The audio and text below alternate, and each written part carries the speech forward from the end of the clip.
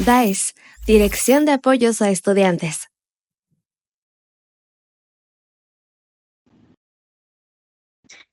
Hola, ¿qué tal? ¿Cómo están? Buenos días. Yo soy Lizeth Escobar, formo parte del equipo del Departamento de Orientación Juvenil de la Dirección de Apoyos a Estudiantes.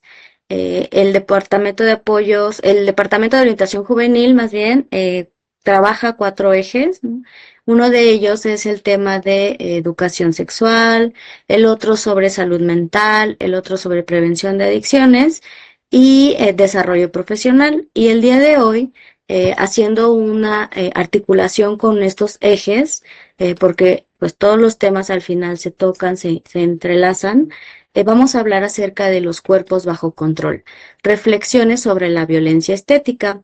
Para ello tenemos a la licenciada Ana Gabriela Santos Islas. La licenciada Ana Gabriela es egresada del Instituto Politécnico Nacional. Ella se formó como psicóloga y también está diplomada en orientación juvenil y en género por el mismo instituto y en sexualidades desde una mirada feminista e interseccional por la colectiva de estudios psicosociales MAC.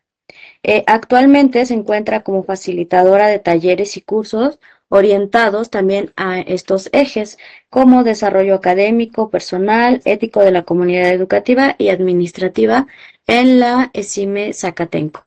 Bienvenida, licenciada Gabriela. Hola Liz, ¿cómo estás? Qué gusto compartir contigo este espacio. Adelante, igualmente. Muchísimas gracias. Y bueno, como bien lo mencionas, pues todos los ejes que se trabajan dentro de orientación juvenil, pues se relacionan. Pero para iniciar pues este conversatorio me parece interesante compartirles pues una de las razones que me inspiran para hablar de este tema y es relacionarlo con la salud mental, ¿no? Cómo la manera en cómo vemos nuestros cuerpos y cómo nos relacionamos con ellos puede ser un factor que impacte en nuestro bienestar o en el deterioro también de la salud mental. Actualmente Claro. pues tenemos un bombardeo mediático, ¿no? De los estándares de belleza que pues se ha agudizado en los últimos años, pues derivado de la habituación que tienen las herramientas tecnológicas en nuestro estilo de vida, así como, bueno, también el boom de la cultura influencer, que promueven características corporales y características faciales muy idealizadas a los que pocas mujeres alcanzamos a llegar, ¿no? Y en este deseo, pues, de lograrlo, a veces se pone en riesgo la salud o también se pone en riesgo la vida, sometiendo pues a nuestros cuerpos al dolor, al hambre, a la incomodidad, y esto genera pues condiciones para desarrollar dismorfias en relación a nuestro aspecto, ¿no? Que afectan pues la vida y la salud mental. Además, pues que el concepto de autoestima en esta época está muy ligado a la apariencia física, como un indicador de amor propio, el cual pues pone mucho énfasis en corregir aquello que parece pues que no encaja bien, ¿no?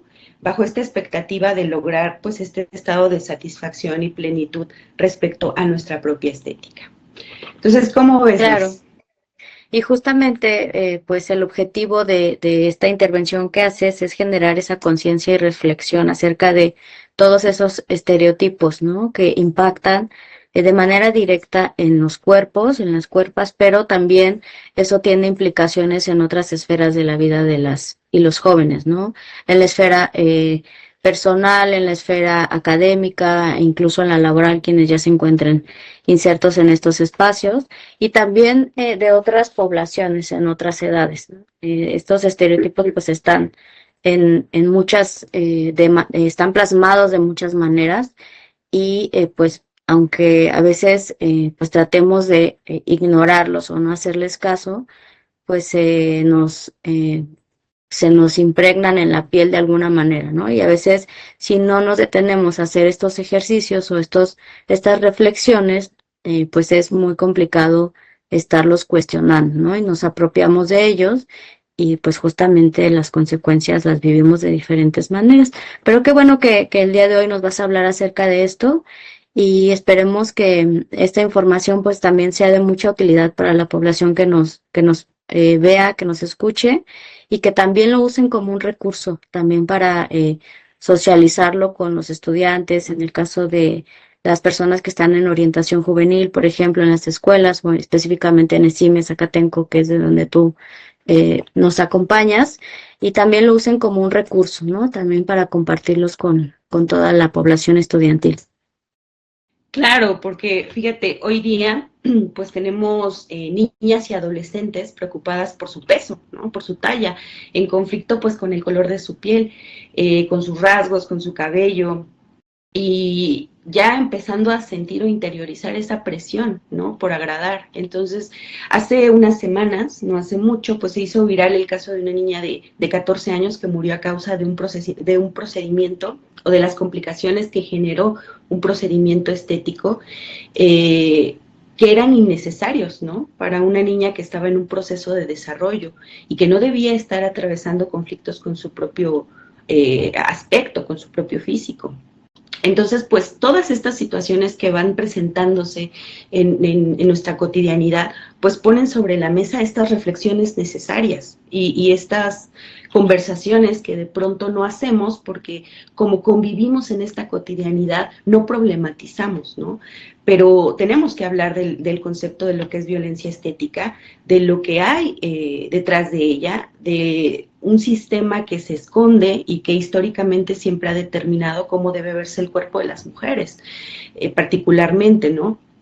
Que ha marcado pues también este estándar de lo que es bello, de lo que es deseable, de lo que es elegible, y bueno, cómo esto opera de la mano de estas industrias multimillonarias que lucran con las inseguridades que ellas mismas generan. Entonces, bueno, pues vamos a ver también si estas decisiones que de pronto tomamos sobre nuestros cuerpos o nuestras cuerpas realmente son nuestras, ¿no? Entonces hoy hablaremos un poco sobre este concepto, esperando también pues justo lo que mencionas, despertar la conciencia de las personas, no solo como víctimas de este sistema, sino también como promotoras del mismo, ¿no? Porque replicamos muchas formas de pensar y de interactuar que reproducen este tipo de violencia de manera externa o de manera interna. Entonces, pues vamos a una pequeña frase de reflexión.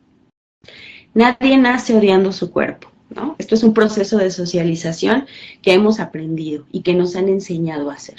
Esta frase la extraje del libro de Julia Salander. Posteriormente les voy a dar ahí más o menos la recomendación del libro para que puedan tener al alcance toda esa información tan importante. Entonces, fíjate, Liz, hace rato mencionabas, ¿no? Que en los espacios de acompañamiento de orientación se presentan muchas de estas inquietudes, quizás no de manera directa, ¿no? No llegamos precisamente identificando ese problema respecto a nuestra apariencia, sino que suele presentarse de manera secundaria en la narrativa de muchas personas, porque justamente en estos acompañamientos que se brindan, pues uno de los motivos que sí específicamente se identifican es la baja autoestima, la cual en la mayoría de los casos pues está ligada a este sentimiento de insatisfacción de la forma en la que se ven y se piensan físicamente. Quienes consultan pues de pronto mencionan frases como, me acuerdo mucho de esta canción de La Oreja de Van Gogh, Jueves, ¿la recuerdas? ¿Cómo inicia? Más o menos, cántanosla. Bueno, no les voy a deleitar con mi voz ahorita, pero sí darles las estrofas, ¿no? Y esta canción comienza con, si fuera más guapa y un poco más lista, si fuera especial, si fuera de revista. Entonces, ¿de qué manera llegamos a pensar o cómo llegamos a concluir que nuestro éxito en el amor, que nuestro éxito, nuestro significado de plenitud está relacionado con cómo nos vemos, ¿no? ¿Cómo se inserta esa idea? Comencemos con estas preguntas reflexivas sobre cuándo y en qué momento llegamos a pensar que algo de nuestra apariencia tiene que cambiar para poder acceder a esa aceptación, a esa visibilidad y a esa deseabilidad, ¿no? ¿Por qué el aspecto físico y estético es un requisito para el éxito? ¿No? Cuestionemos esa parte. ¿Qué opinas tú, Liz? Claro, y este ejemplo es uno de tantos, ¿no? Que encontramos en diferentes maneras de socializar estas ideologías. Uno de ellos, pues, es el lenguaje, y este puede, pues, plasmarse a través de chistes, de canciones, como lo que ahorita nos compartes.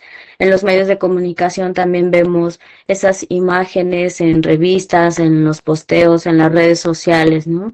Cómo nos van interiorizando esas imágenes, esos estereotipos, y pues nos la creemos, creemos que esa es la realidad, y muchas veces, aunque nos brinque que esas personas o esas imágenes no están tan apegados a nuestro contexto, aún así, pues le seguimos, ¿no? Le seguimos el juego, y promovemos también estos chistes. Nos compramos ropa pensando en esa forma de vernos, compartimos canciones, las cantamos, las bailamos, y así muchísimos otros ejemplos, ¿no? Podríamos traer. Así es, ¿no? Entonces, todos estos productos culturales, todas estas frases, todo este lenguaje comunica, ¿no? Y nos hace crear un, una idea o un sentimiento de inseguridad respecto a nuestra propia apariencia. Entonces, fíjate, este dato es bien interesante, ¿no? Porque según el estudio hecho por Laura Sagner en 2023, que se llama Las mujeres y los hombres hoy, igualdad o desigualdad, nos arroja que el 60% de las mujeres se siente infeliz con su aspecto físico, frente al 54% de los hombres. ¿Qué nos arrojan estos datos, no? Pues un sentimiento generalizado de culpa, presión y de malestar respecto a nuestros propios cuerpos. Es decir, hombres y mujeres sentimos esta insatisfacción respecto a nuestra apariencia física. Sin embargo, ¿no? La presión y el juicio que hombres y mujeres experimentamos es distinto, porque el género pues toma un papel fundamental en la ejecución de la violencia y en el señalamiento. Y ahorita es lo que vamos a ir pues poco a poco desmenuzando. Entonces, bueno, decíamos, ¿no? Pues la presión que se ejerce en los cuerpos de hombres y mujeres es distinto. ¿Y en qué se diferencia? Pues se diferencia en una parte muy interesante, que son los estereotipos de género.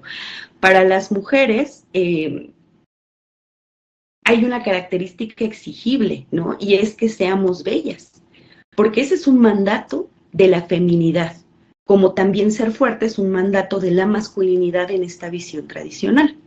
Entonces, a lo largo del proceso histórico, pues las mujeres hemos sido socializadas para agradar a la mirada patriarcal. Se nos ha impuesto cómo debemos vernos y cómo no, ¿no? Para demostrar pues nuestra identidad como mujeres. Entonces, la forma en la que performamos la feminidad, perdón, la forma en la que performamos nuestra feminidad expresa qué tipo de mujeres representamos dentro de esta normativa, que es muy rígida y pues que también es muy inflexible, pero que nos categoriza, es decir, nos acomoda dentro de un cajón. Desde niñas pues nos adornan con aretes, con moños, con vestidos, y entonces vamos creando una identidad ligada a la aceptación y a la agradabilidad externa, ¿no? Con una lupa pues siempre muy permanente sobre el cuerpo propio y sobre el de las demás. Entonces somos construidas como objeto de deseo y no como sujetas de este mismo deseo. Ahora sí, nos vamos a pasar a un concepto bien interesante, que es la parte de la violencia estética, ¿no? ¿Por qué le llamamos violencia estética o qué es la violencia estética? La violencia estética la define una socióloga venezolana, Esther Pineda, y ella nos dice pues que es esta imposición de un estereotipo de belleza que es falso y que también es inalcanzable, ¿no? Y este tipo pues de violencia también se puede clasificar como un tipo de violencia de género, porque como hemos revisado pues en esta breve reflexión, se impone sobre el cuerpo de las mujeres, que somos quienes a partir de este mandato de género pues representamos la feminidad, que exige pues que seamos bellas, que seamos atractivas, para así poder obtener visibilidad, deseabilidad, ¿no? Y ser elegidas entre todas. Entonces, a lo largo de la historia, pues de la humanidad, en esta estructura patriarcal, lo masculino ha ostentado el poder, ¿no? Ha dominado a lo largo de la historia y ha definido los estándares de lo que es permitido y lo que es prohibido para cada género. Asimismo, pues sobre las decisiones y los cuerpos de las mujeres. En el siglo XVII, por ejemplo, con el Renacimiento, pues la belleza femenina, digamos que se consolidó como una característica y un atributo que era exigible, ¿no? Respecto a la condición de ser mujer. Entonces, pero no ha sido estático. Fíjate, es muy interesante porque, y tampoco ha sido único, porque ha ido cambiando a lo largo del tiempo. Y bueno, en nuestra cultura, pues determinada por esta colonización, pues tiene una influencia europea que nos reproduce sus valores de belleza, los cuales pues se sostienen en estos 4 pilares, ¿no? Es sexista porque, como te decía hace un momento, pues la fuerza de la exigencia, la presión se deposita sobre el cuerpo de las mujeres. También es racista, pues privilegia la blanquitud sobre cualquier otro tipo de color de piel, ¿no? Es gordofóbica, ya que también rechaza los cuerpos que no encajan dentro del estándar de la delgadez. Y bueno, también es gerontofóbica, perdón, porque estigmatiza este proceso natural de envejecimiento, ¿no? Siendo un ideal la preservación de la juventud como indicativo de belleza. Entonces, nuestra cultura, al tener esta influencia, pues consolida también estos 4 aspectos como fundamentales para determinar la belleza. ¿Qué opinas, Liz? De acuerdo, Gaby, con lo que estás mencionando. Dijiste también que basamos nuestra identidad en un estereotipo y yo agregaría que en varios estereotipos incluso.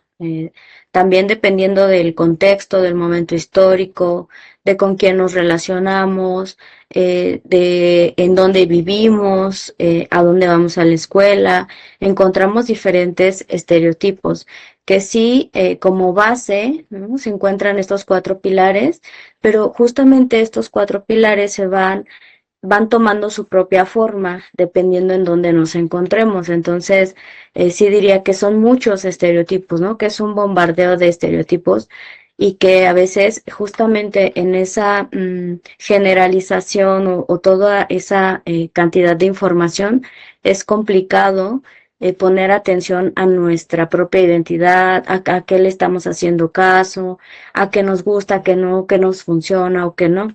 Entonces, sí también se vuelve complicado entre tantos estereotipos que encontramos alrededor y que dependiendo del contexto en el que estamos, pues los vamos apropiando, los vamos interiorizando, ¿no? Incluso si unos no nos agradan, pues también los vamos cuestionando. Pero justamente a partir de esta diversidad de estereotipos que encontramos. ¿Sí? Y algo que se comparte, ¿no? En esta variedad de estereotipos es esta rigidez, porque decía yo hace un momento, ¿no? La manera en cómo performamos nuestra feminidad se categoriza, ¿no? Es decir, nos estandariza dentro de un modelo de mujer, ¿no? Si sometemos a nuestro cuerpo a procedimientos estéticos, enseguida se nos clasifica como mujeres plásticas, ¿no? Pero si no lo hacemos, se nos clasifica como mujeres descuidadas. Entonces, esta rigidez, aunque haya diversidad, se comparte el mismo sistema de control y de inflexibilidad, ¿no? Respecto a lo que tú desees para tu cuerpo. Es como si siempre debiésemos encajar en alguna de estas normas, ¿no? Y la sociedad, los medios, siempre encuentran esas maneras de señalarnos hacia dónde tenemos que encaminarnos para representar tal o cual tipo de mujer, ¿no? Entonces, fíjate, en la actualidad, pues el estereotipo impuesto para las mujeres se ha masificado, es decir, ha tenido un proceso de masificación, ¿no? De hegemonía, derivado pues de la tecnología y de los usos de las redes sociales. Entonces, cuando subimos una foto, por ejemplo, qué tan cómodas nos sentimos con hacerlo sin posar o sin retoques, ¿no? Hoy en día tenemos al alcance filtros que pues nos blanquean los dientes, nos alisan y nos aclaran la piel, modifican nuestros rostros para darnos más o menos ahí una apariencia de cómo sería nuestro aspecto si cumpliéramos pues con este canon esperado. Esto ocasiona pues el rechazo a nuestra apariencia natural, sometiéndonos a este proceso de artificialización del cuerpo, ¿no? O sea, hay mujeres que llegan a solicitar procedimientos estéticos con la imagen o las imágenes que les arrojaron los filtros de, por ejemplo, de Instagram, ¿no? Deseando ese aspecto.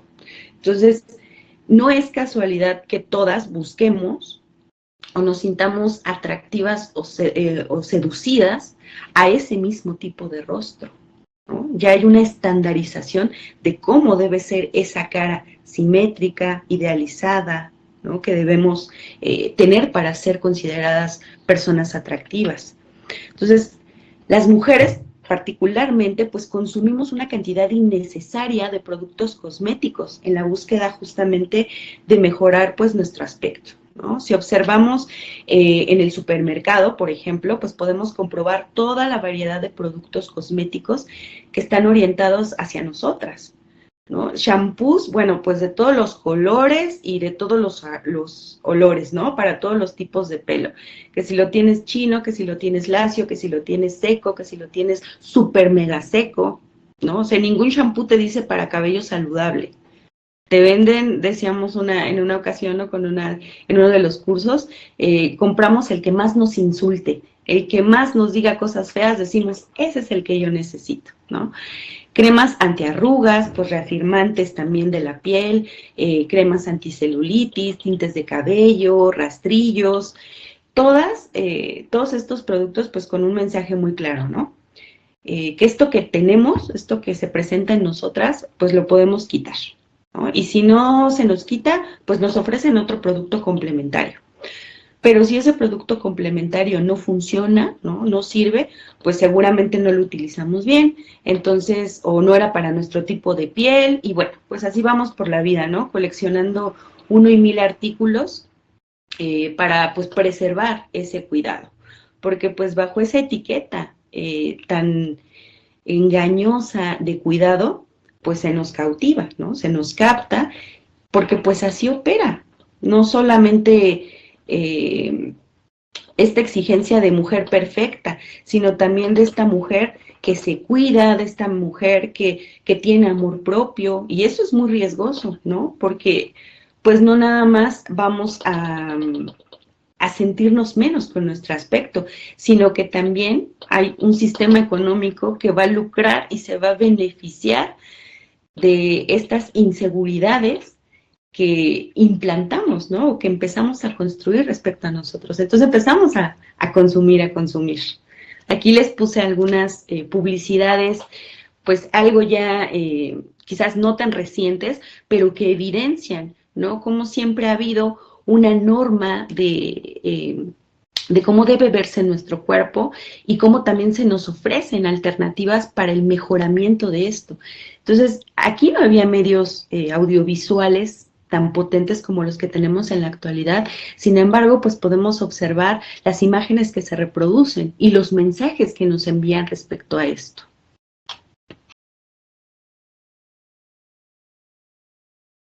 Entonces,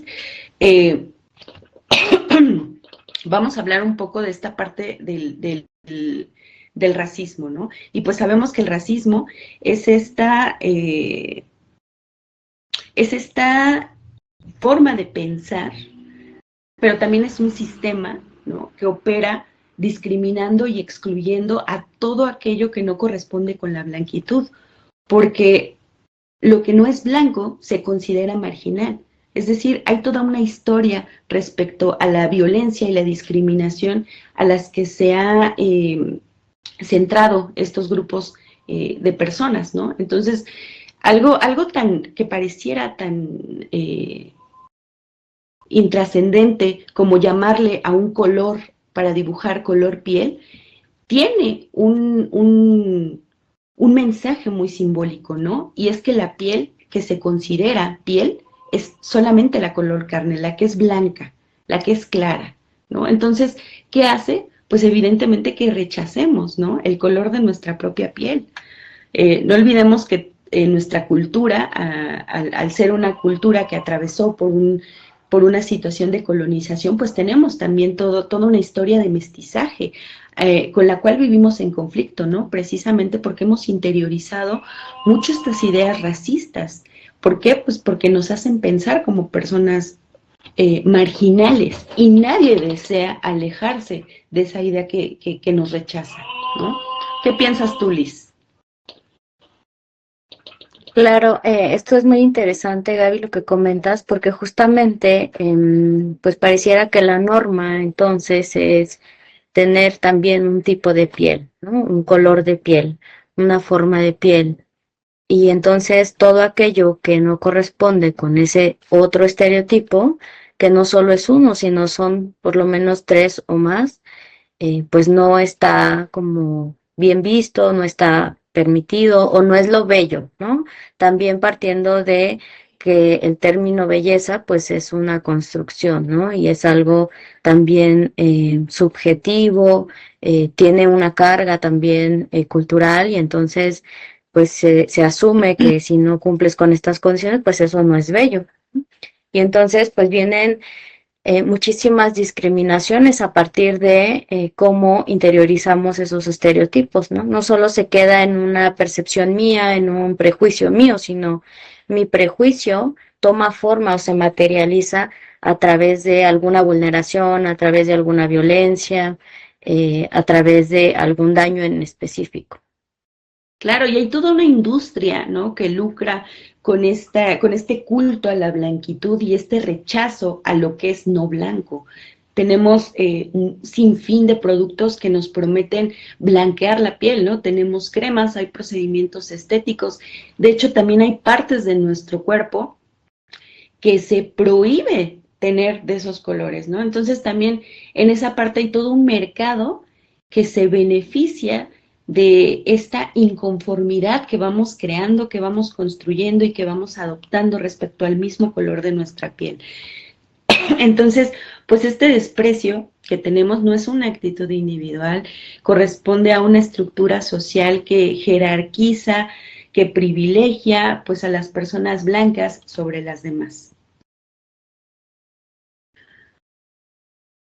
Entonces, ahora hablemos también de otro de los pilares que conversábamos, ¿no? Que es fundamental en este canon idealizado de belleza y es el culto a la delgadez. A lo largo del tiempo podemos ir revisando cómo el estereotipo de delgadez ha estado presente en nuestros medios audiovisuales, ¿no? Quienes crecimos en la década de los 2000, pues podamos recordar estas figuras icónicas que representaban estos cuerpos súper delgados, ¿no? Y que nos marcaban cómo era ese ideal de vernos bellas. Y entonces empezamos o se empiezan a generar o se empieza a poner más ojo, digamos esto, en estos trastornos de la conducta alimentaria que se generan en búsqueda de ese alcance o de ese estándar. Esta cifra es sumamente alarmante, ¿no? 9 de cada 10 trastornos de la conducta alimentaria, digamos bulimia, anorexia o trastorno por atracón también, afectan principalmente a mujeres y a niñas, ¿no? Y 3 de cada 4 corresponden a un rango de edad en el que estamos sumamente vulnerables y en búsqueda de esta identidad, ¿no? De los 12 a los 24 años. Entonces, son cifras muy preocupantes, porque en la búsqueda de esto, pues ponemos en riesgo nuestra salud y digamos que idealizamos un aspecto que no corresponde con lo saludable y que llegar a adoptarlo, pues pone en riesgo no nada más nuestra salud física, sino también emocional, porque empezamos a generar estos trastornos de la dismorfia corporal, ¿no? Cómo nos vemos. Se altera totalmente la percepción de lo que podemos ver en el espejo. Entonces, pero no nada más es un culto a la delgadez, lo que empezamos a construir y empezamos a tratar de alcanzar, ¿no? También rechazar los cuerpos que no encajan dentro de esta delgadez o los cuerpos que son gordos, pues se considera una gordofobia, ¿no? ¿Por qué? Pues porque también se ha construido toda una idea que relaciona a la gordura con el descuido, con el exceso, con la enfermedad, con la fealdad. No hay que hacer mucho, entremos a internet y veamos la cantidad inmensa que hay de memes, ¿no? y de comentarios burlándose y discriminando y violentando a los cuerpos gordos. Quienes utilizan este argumento de la salud como motivador de su señalamiento, olvidan que no nada más hay salud física, ¿no? Sino también hay salud mental, y que los comentarios sin conciencia, ¿no? De qué atraviesa esa persona y sin empatía pueden deteriorarla o pueden llevar a una persona a desarrollar estos trastornos de la conducta alimentaria o dismórficos. Claro, Entonces, y un elemento importante ahí en esta violencia, en esta forma de violencia, también sí es la gordofobia, y también diría que el gordo odio, porque no solamente es repeler a esas personas con alguna condición corporal, ¿no? Sino también es emplear todos mis recursos o toda mi forma de poder, ¿no? Para generar un daño por tener ese tipo de cuerpo. Entonces, finalmente sí hay una carga ahí también, ya incluso emocional, de no solo repeler, sino también de generar un daño en específico. así es, o sea, es un, me decías, es un odio, ¿no? Y también esto no solo lo podemos ver en estos comportamientos cotidianos, ¿no? Y en esta inversión, está plagado todo el sistema, todo nuestro ambiente de mensajes que rechazan, ¿no? Estos cuerpos que no encajan dentro de esta norma. Es decir, es como si el mundo mandara un mensaje de en este mundo no te pertenece, en este mundo no encajas, porque todo está diseñado para cuerpos esbeltos, ¿no? Entonces, vamos a observar, por ejemplo, de manera como un poco más consciente en las tiendas departamentales, los maniquís, ¿no? O sea, ¿qué tipo de cuerpos representan? ¿Qué tallas ofrecen? Hay lugares donde las tallas están sumamente reducidas y varias mujeres comparten que, de hecho, en la búsqueda de comprar ropa encuentran nuevas inseguridades. O sea, hay chicas, mujeres, que salen de los vestidores sintiéndose mal con su propio cuerpo porque la talla que les vendieron pues no encajaba con su cuerpo, ¿no? Y también eso es algo bien interesante, las tallas cada vez se reducen más. Y hay tiendas también que te pueden vender una talla L, ¿no? Pero que en realidad es una talla que encaja dentro de un cuerpo chico.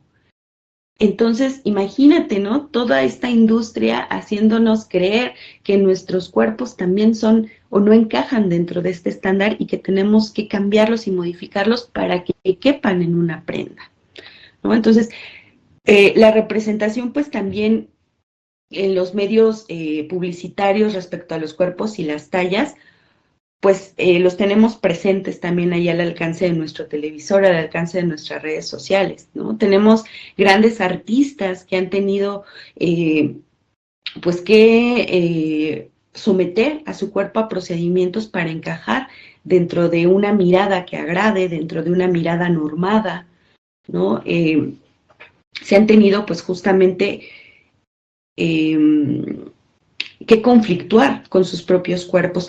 Sin embargo, esto tampoco las exime de seguir sufriendo violencia, porque aún adelgacen, ¿no? Aún encajen dentro de esta norma, siempre habrá otra característica señalable, ¿no? Siempre habrá otro aspecto el cual se cuestione y en el cual se le mencione que tiene que hacer modificaciones.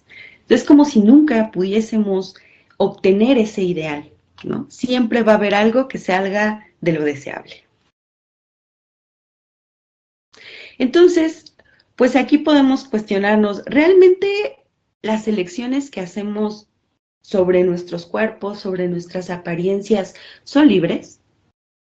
Porque ¿qué pasa si no lo hacemos, ¿no? O sea, ¿qué consecuencias sociales podríamos presentar, podríamos experimentar de no sujetarnos a una norma, ¿no? A lo que es esperable para nosotras como mujeres, representantes de la feminidad. ¿Tú qué piensas, Liz? ¿Qué pasa si no lo hacemos? ¿Qué consecuencias sociales tendremos de no encajar en ese ideal que nuestro contexto nos determina? Claro, yo pensaría antes en qué consecuencias individuales antes de irme a lo social, justamente porque es toda una lucha, contra nosotras mismas incluso. Es luchar contra nuestros pensamientos, luchar contra nuestras historias, luchar con nuestros aprendizajes, contra nuestros aprendizajes. Entonces, sí, las consecuencias sociales están, las conocemos, y justamente algo que no se nombra es esas culpas, esos daños que nos hacemos, pues porque empezamos a hacer estos cuestionamientos e intentamos decidir cómo lucir, qué cosas usar, cómo expresarnos, cómo vivirnos corporalmente. Entonces, también hay una consecuencia individual, ¿no? Es que es subjetiva, pero eso no la hace menos importante. Y justamente son estas culpas por querer, sí, por querer ajustarnos o por no poder ajustarnos a eso. Entonces, cuando empezamos a decidir, pues decimos, sí estaré, incluso hasta dudando de nosotras, ¿no? Sí estaré haciendo bien, sí, y si mejor me compro esa talla, aunque eso implique no comer toda una semana, si mejor no voy a ese lugar, pues para no llevar mi cuerpo ahí, porque no me gusta cómo luce. O sea, son todos estos introyectos, los que de inicio se ponen en cuestionamiento, ¿no? Nos hacen movilizar nuestra energía, nuestras emociones, nuestros pensamientos. Y de las consecuencias sociales, pues tenemos muchísimas, desde las humillaciones, desde la no aceptación, desde no permitir estar en espacios, desde las burlas, ¿no? Muchas situaciones de acoso en los espacios escolares, pues justamente una de las bases o una de las cosas en las que se fundamentan son estas violencias estéticas, por estos discursos que todas las personas pues nos hemos encargado también de reproducirlas, ¿no? En donde andemos. Claro, y fíjate que algunas mujeres pues manifiestan que las críticas más dolorosas sobre su aspecto vienen de otras mujeres, ¿no? Y ese es un argumento muy escuchable y yo pienso que es esperable que eso pase, ¿no? Porque las mujeres, pues desde pequeñas, con todo esto que me platicas, pues hemos interiorizado, ¿no? Los requisitos y las reglas del juego. Es decir, nos hemos entrenado muy bien a lo largo de la vida. Entonces, hemos adoptado, pues, esta hipervigilancia sobre nuestros cuerpos y sobre los cuerpos de las otras, ¿no? Con las que nos sentimos en competencia y con las que constantemente estamos comparándonos. Entonces, entremos, como te decía, a redes sociales, ¿no? Algún perfil y observemos el tipo de señalamientos que se hacen, ¿no? El tipo de violencias que se reproducen. Entonces, ¿qué podemos hacer? Vamos a ir cerrando un poco este conversatorio con algunas cosas que podemos hacer, porque bueno, estamos viendo que es una cuestión estructural, pero hay pequeñas acciones que podemos empezar a adoptar, que podemos empezar a integrar como parte de en nuestra vida cotidiana para ir desarticulando dentro de nuestros espacios posibles este tipo de violencia, ¿no? Y estos son actos revolucionarios en un sistema que privilegia la estética, que privilegia el consumo, que privilegia también la superficialidad, ¿no? Entonces la belleza pues puede apreciarse desde otras formas de ver, ¿no? Y tenemos, como lo hicimos ahorita, pues que ir desarticulando, que ir desnaturalizando esta parte de que la belleza solamente se asocia al aspecto estético. Observemos y valoremos nuestro cuerpo desde otros ángulos, ¿no? Cuestionemos también pues las motivaciones que nos movilizan a consumir tal o cual producto de la belleza, porque es sumamente común, ¿no? Y habitual que tengamos bombardeos de publicidades que nos movilizan emocionalmente para querernos acercar a eso deseable, ¿no? Entonces, cuestionémonos, hagamos esta pregunta ¿de verdad lo necesito? Y si lo necesito, ¿para qué? Y esa expectativa que estoy creando es una expectativa realista, porque algo que promocionan mucho pues estos productos son estas ideas mágicas, ¿no? De estos productos milagro que prometen solucionarnos y eliminarnos esas inseguridades. Entonces, seamos realistas respecto a una crema, un sérum, ¿no? Un procedimiento estético, me puede acercar a ese estado de satisfacción que se está generando. ¿De dónde viene esta inseguridad, no? Otra invitación, otra pequeña recomendación que podemos hacer es no reproducir las violencias sobre los cuerpos de otras personas, ¿no? Decimos ahora que si queremos hablar de un cuerpo, pues que sea el nuestro. Pero también aquí importante, procuremos hacerlo con cuidado y con cariño, porque bien lo mencionas, Liz, hemos interiorizado y reproducido estas mismas violencias dentro, y a veces lo más difícil de desmantelar es ese sistema interno que hemos construido para rechazar nuestra propia corporalidad, ¿no? Entonces, tratemos, si vamos a hablar de nuestro propio cuerpo, de hacerlo con mucho cuidado, de hacerlo con cariño, de hacerlo con ternura.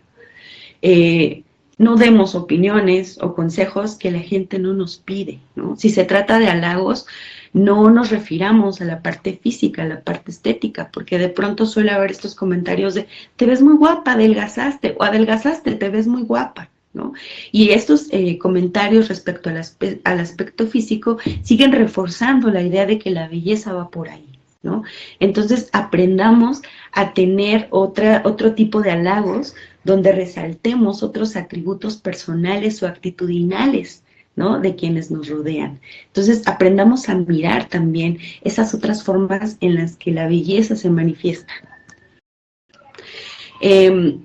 Una otra parte bien importante que tiene que ver con desarticular esta violencia estética, esta violencia sobre los cuerpos de las otras personas. Dejemos de utilizar adjetivos descriptivos como insultos, ¿no? Las personas somos mucho más que una característica de nuestro aspecto. Seamos críticas, seamos objetivas con la publicidad que nos llega. Si esta publicidad de pronto nos moviliza emocionalmente, es muy probable que estemos ante una manipulación del mercado, ¿no? Algo que quiere lucrar con esa misma inseguridad que generó. Otra recomendación que podemos hacer con estas pequeñas acciones, pues es renunciar poco a poco a esta necesidad imperante que se nos ha insertado y que se ha ido reforzando de ser atractivas para los otros, ¿no? Centrémoslo en hacerlo de manera personal, ¿no? Y eso lo podemos hacer a partir de conectar con nuestra persona, con nuestra singularidad, con nuestra esencia, ¿no? El amor llega de muchas formas. No nada más requerimos la vía de la belleza para ser merecedoras de él. Y bueno, otro aspecto súper importante, Liz, que creo que tenemos que tener siempre bien claro nosotras, es que no importa que tanto nos esforcemos por encajar dentro de un estándar, ¿no? Un ideal de belleza. Siempre habrá una categoría en la que no encajemos del todo, porque pues así funciona este sistema. De pronto nos quieren vender diversidad, ¿no? Porque el patriarcado y el capitalismo que operan juntitos buscan siempre la manera de colarse en nuestra forma de pensar. Entonces nos puede hacer de pronto creer que está siendo inclusivo, que está empoderándonos, que está resaltando esa parte. Sin embargo, no se elimina ese sistema de explotación y de consumo, ¿no? Esa máquina generadora de inseguridades. Y aunque esta representación pareciera diversa, la realidad es que el mismo sistema de opresión y de control está presente. Solo ha encontrado otras formas de abarcar, ¿no? Más espacios del mercado. Entonces, de pronto no nos dejemos vender esta idea de que nos estamos empoderando al volvernos más bellas, porque probablemente no estamos mirando, ¿no? El beneficio o la manera en cómo nuevamente entramos y nos sentimos seducidas ante el discurso, ¿no? De aceptación, de validez, de belleza. Entonces, bueno, pues quiero cerrar con esta frase muy interesante que creo que va sintetizando esta parte final, esta parte del cierre, y dice que, bueno, no habrá libertad si no hay desobediencia, ¿no? Porque la desobediencia justo nos señala que no estamos encajando, y ese es un indicativo de que probablemente estamos buscando descentralizar la belleza de nuestra vida, la belleza de nuestras de nuestro tiempo, de nuestro dinero, de nuestra economía, y eso nos va a permitir quizás expandirnos y desarrollar otros aspectos de nuestra persona que también son sumamente importantes.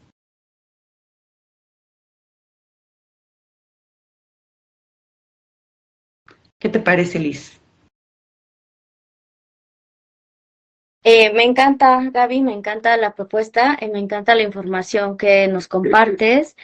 La invitación que les haces también, pues, de hacer estos cuestionamientos a través de desobedecer todos estos discursos, pues es muy, pues creo que significativo, ¿no? Y que creo que en algún momento todas las personas hemos desobedecido algo con lo que no empatizamos, con lo que no nos sentimos en bienestar. Y también otra invitación que podríamos hacer es justamente a que pensemos y nos vivamos con cuerpos diversos, con cuerpos no solo saludables físicamente, sino también emocional, mental, sexualmente, ¿no? Que también ampliemos nuestra visión acerca de que un cuerpo no solo es bello si físicamente encaja en este estereotipo físico, sino también buscar cómo ese bienestar se materializa a través de otras esferas, ¿no? Como es la sexualidad, las emociones, los pensamientos, esas también son formas de belleza que podemos ir cultivando. Pues muchísimas gracias, Gaby, por este regalo que nos haces, que nos compartes. Esta información, pues seguro que es muy útil para todas las personas que lo puedan mirar a través de los canales oficiales de la Dirección de Apoyos a Estudiantes. Se deposita en estos canales, entonces pues está al alcance de las personas, ¿no? Muchísimas gracias por tu participación y pues como siempre es un gusto mirarte y encontrarnos en estos espacios. Qué gusto, Liz. Muchas gracias. Gracias, Gaby.